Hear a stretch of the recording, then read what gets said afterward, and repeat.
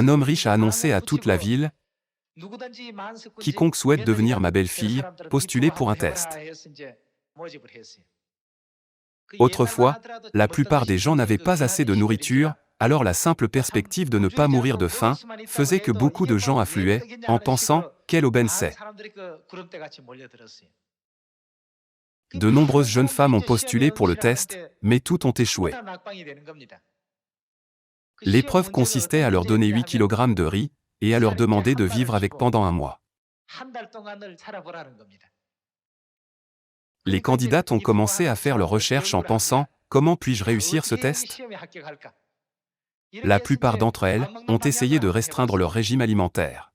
Elles ont pensé: puisqu'il y a 8 kg de riz, je devrais le diviser en 30 parties égales, et manger seulement cette quantité chaque jour.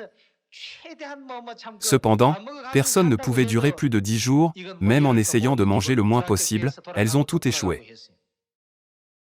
Pendant ce temps, la fille du forgeron a dit: Père, je vais postuler pour l'épreuve.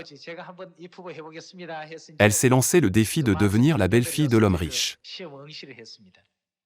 Tandis que d'autres se focalisaient uniquement sur la façon de vivre, avec ce qu'elles avaient reçu pendant un mois, elle a commencé dès le premier jour, en consommant toutes les mesures de riz données.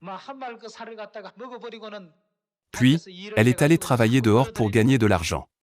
Cette femme sage est sortie en gagnant son salaire par divertissage, et par d'autres moyens, et elle a continué à augmenter ses revenus. Ainsi, après un mois, elle a accumulé beaucoup plus de riz que ce qui lui avait été fourni au départ, et avec l'argent qu'elle a gagné, elle a réussi à vivre confortablement pendant un mois sans aucun inconvénient.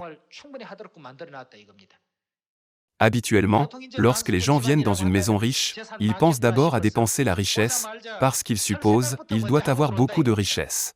Cependant, cette femme sage ne pensait pas à dépenser ce qui lui avait été donné, mais elle se focalisait plutôt sur l'apport de l'extérieur. À la fin, l'homme riche a dit: tu es vraiment digne d'être ma belle-fille, et il l'a acceptée. Il existe un vieux conte de ce genre, en Corée. Je crois que la leçon que nous pouvons apprendre de la parabole des talents que Dieu nous a donnés n'est pas différente. Un maître a donné à chaque serviteur un talent, 2 talents, et 5 talents. Il a dit: tiens, prends ceci, et utilise-le librement jusqu'à ce que je revienne. La personne qui a reçu un talent s'est contentée de s'asseoir sur ce talent, et n'a rien fait.